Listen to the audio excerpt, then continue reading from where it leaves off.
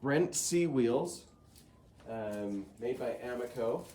They are 3/4 horsepower, belt driven, so there's a belt that goes under there. Sometimes you'll hear it squeaking because it's rubbing a little bit. They are 15 years old. These wheels with light maintenance should last easily another 10 years. They're great wheels, and we beat the crap out of them here. They're great wheels. If you ever want to buy a wheel and you buy it for home use, that's a lifetime wheel for most people at home. They'll buy it, and in 50 years it'll still be running. Pretty sweet. We bought ours for $950. You can now buy a new one for $1,700. They're much more expensive. There are cheaper wheels out there, and cheaper is a thing. So, some things you need to know about it. On the right side, there is a power button. The first one goes up and down. Up is on, down is off. The second one is the transmission, is the direction it goes. So if you push it, so it's pointing away from you if you're sitting down, it is going to go in counterclockwise. So right-handers, we throw counterclockwise, and what that means is the wheel spins counterclockwise. Okay?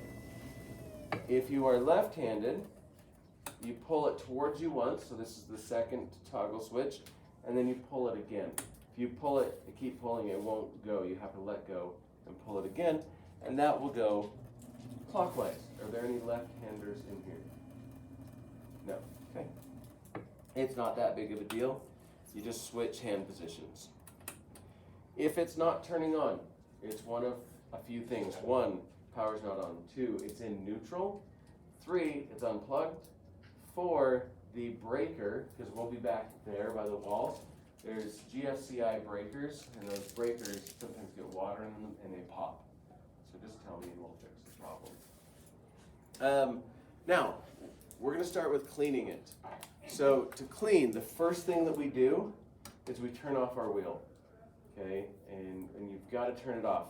If you put a bucket of water up here and the wheel's on and someone steps on your pedal, that water is going to go everywhere.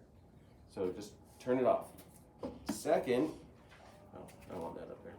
We have our splash pan, and up here, oh, you can't really see it from there.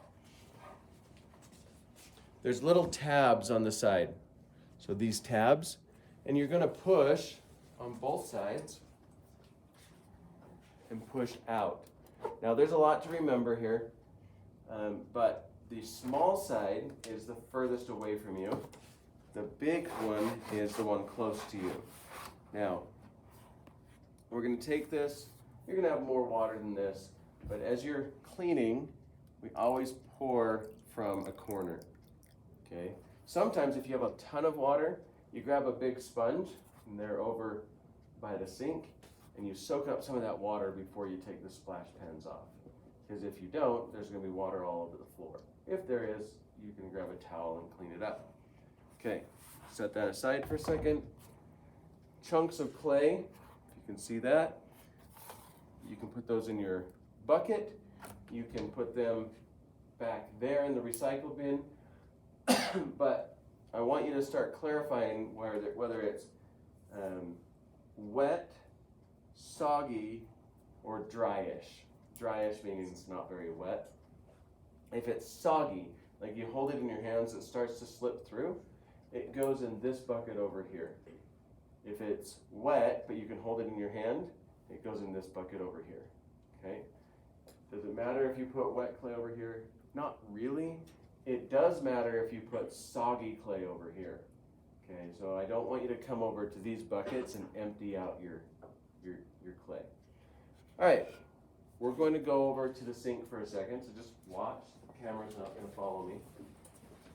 And when you do this, you're going to strain out your water. Put your hand on it and strain it. Now I don't have any clay in there, a little bit at the bottom, but I have sponges. So now I know I have sponges in there. Don't want to get rid of those. A little more straining. All right, and then there's some really soggy clay at the bottom. I'm just going to come over here and drop that in this bucket. Okay? Don't come and empty this into there. And please don't come and just empty here. We don't need to put clay into the sinks. All right. Now as we clean, I don't care if your bucket stays just like that. You can rinse it out. Everyone's going to have a slightly different sense of what clean is. My definition of clean is no big chunks of clay, no big pools of water. Okay, a little bit of dirt, a little bit of water. We're never going to get this room completely clean until the end of the year when we clean twice. So, bucket. The next thing you're going to do with your bucket, you're going to take it back and put it on your wheel. Okay, I'm going to take it up front. But since I'm back here, let's cover a couple of things. When you fill your bucket up to throw, you need to fill it up at least 3/4. Some of you are going to fill up like this. You can be like, no, I'm just going to share with my buddy, and then I'm going to come back and go, where's your water? You know, oh, I'm just sharing with my buddy. No, grab your own water. If you have just a little bit, and you're reaching in here all the time, you're going to get rid of it quick. You're also going to make it muddy, and you want to have water for as long as possible. So, we're going to come here and fill this up. And I'm just going to do that. You're just going to sit here and hold it. Warm, cold, hot, it doesn't matter. I turn on both hot and cold, so I get a nice warm. Here you can just, whatever. If you want hot water, I know people who throw with hot water. I know people who throw with cold water. It doesn't matter. It won't affect the clay. So we're going to let that go. I'm going to make sure I have a sponge in there. And then I'm going to grab a big sponge. These big sponges are usually up in here. And this is going to help me do my cleaning. So it's getting up there.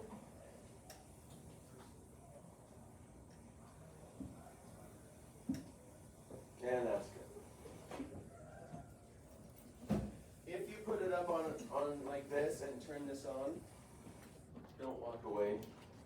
If you do walk away and somebody else is close by and you see that it's almost full, please turn the water off. All right, we're going to set this up here and put it aside. Now,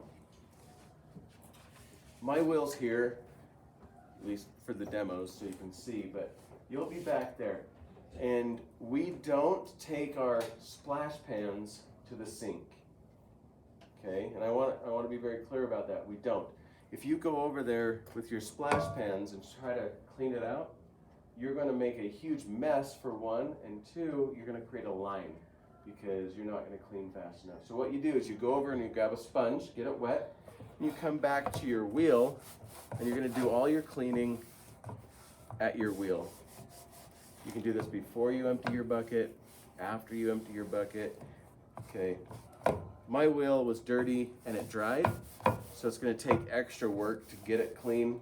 I'm not going to clean it all the way today.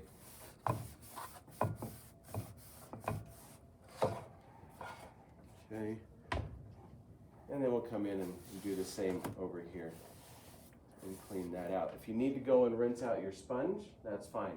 But please do not take these over.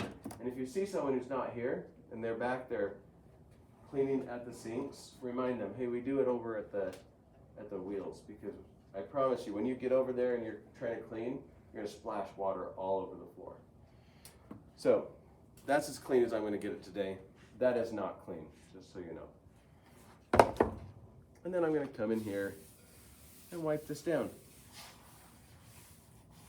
Again, no big puddles of water, no big chunks of clay. There's puddles on your floor, make sure to clean that up. What I want is the next person who sits at your wheel shouldn't feel like they've already been throwing for an hour, right? It's gonna be a little dirty, it's just the way it works, but make sure you're being nice to other people. Okay, now right here, we have this little compression bar, and we're going to put this back together. A lot of us are going to just put it on there, and it's going to wiggle all over the place. And what you need to do this compression bar, there's another one here that's metal, and it has to go under it. So we're gonna bring this here, and let me show you how this works, because you're gonna be like, it's not right. I can't get it to work. I'm gonna say, pull your splash band towards you, lift up the round part towards your chin so it tilts up, and then you're going to put it under, it'll kind of catch, drop it a little bit, and it'll slide into place. So it moves a tiny bit, but not a lot. These holes go into some little tabs, and it just pops into place.